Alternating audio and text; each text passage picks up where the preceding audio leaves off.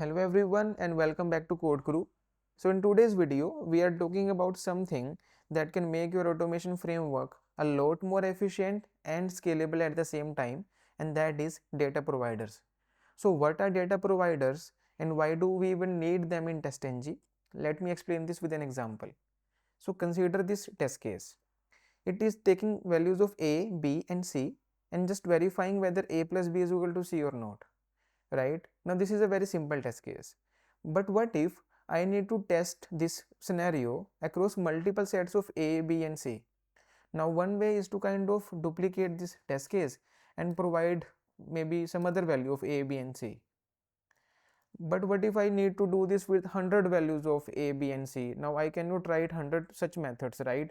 This will be a very repetitive, messy and not a scalable approach for sure.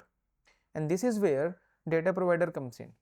It allows us to supply multiple sets of maybe A, B and C to the same test method, so I won't have to repeat this test method again and again.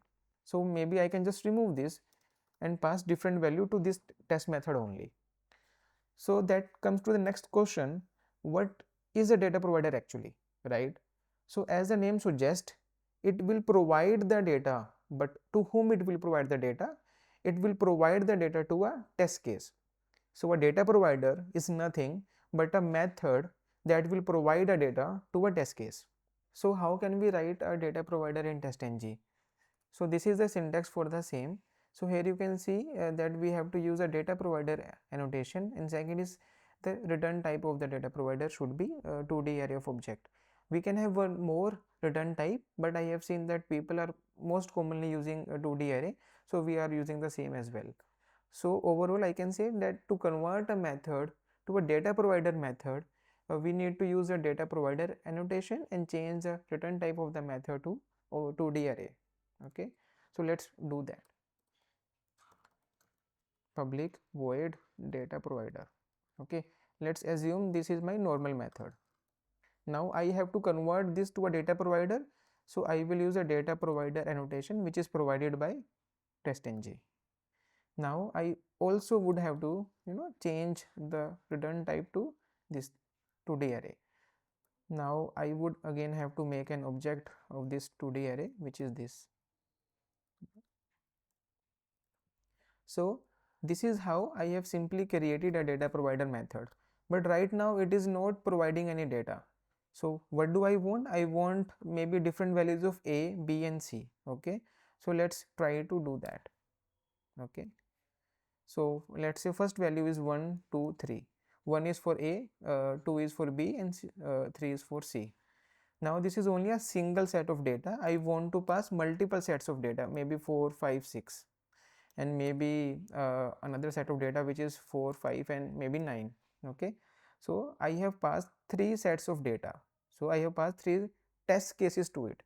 So in a nutshell we can also say the number of rows of the 2D array will be equaling the number of times my test case would execute. Okay, but how do I pass this data to this test case? For that I would have to mention one more thing, which is data provider as an attribute within the add test annotation. Here I would mention the name of the data provider. So what is the data provider name? So by default the method name will become the data provider name, so I can just copy the method name and pass it here. Okay, now it is providing me with 3 values, which is A, B and C. So I can remove this thing. So this is how this data provider is right now passing values to this test case. So if I run my test class right now, you can see it is executing 3 test cases with 3 different sets of values, right? And this is how easy it is to perform what we call as data driven testing in TestNG. All we had to do is just use data providers provided by TestNG. Now the data that we have kept here is kind of hard coded. We can also fetch this data from Excel sheets or maybe from databases that we will look into in our next video, but overall this data can be dynamic itself. So and most of the companies kind of use Excel sheets or databases to keep the data and then feed that data to a test case using data providers. Now there might be a situation where you need to use multiple data providers and you are kind of thinking of keeping all of them in a single class, but use them throughout your framework. So how will it work? How can we write a data provider in a separate class and use it across multiple test classes? So let's see that. Let's create a separate class first. Let's name as data provider class. Now I will move this method from here to this class. Now to use it in a separate class, we need to make it static. Now there is one another way, but this is an easy and simplistic approach.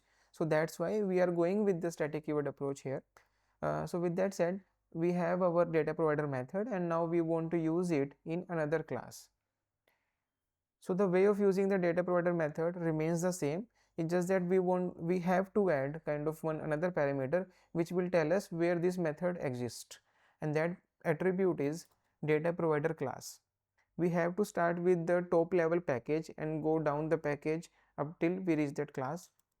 So that is Codekru dot this Codekru, then test1, and then data provider class, test1, then data provider class dot class. So that's how I have just mentioned that this method exists in this class. So let's run this test case once again. You see we have the same results. So this is how we can kind of create data providers in a separate class and use them maybe throughout our framework. And that brings us to the final point of our video, and that is running parallel execution with data provider. So again, consider a situation where you have thousands of sets of test cases which you are providing via data provider.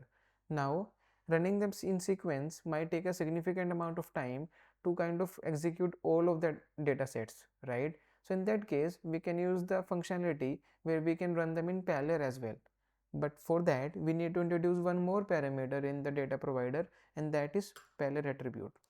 By setting its value to true, the data provider will run the data sets in parallel, and by default it will run up to 10 data sets in parallel.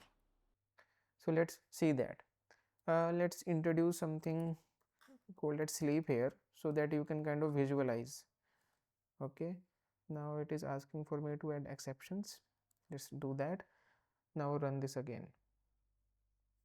You see all of the methods kind of executed in parallel, right?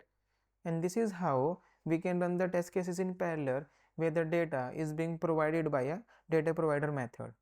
And as I mentioned earlier, by default it will run up to 10 cases in parallel. But if you want to override that behavior, then go to the testng.xml file and pass one more parameter here, which is data provider thread count, and pass the value maybe as 2. And if you run again the Codekru test1 class from this XML file, you see only 2 cases were executed in parallel. So this is how it will all work. If you want to use the overridden functionality, you can feel free to do so. And this is it for our video, and if you found this helpful, please click on the like button, subscribe to our channel and share it with your fellow testers. Thank you. See you next time.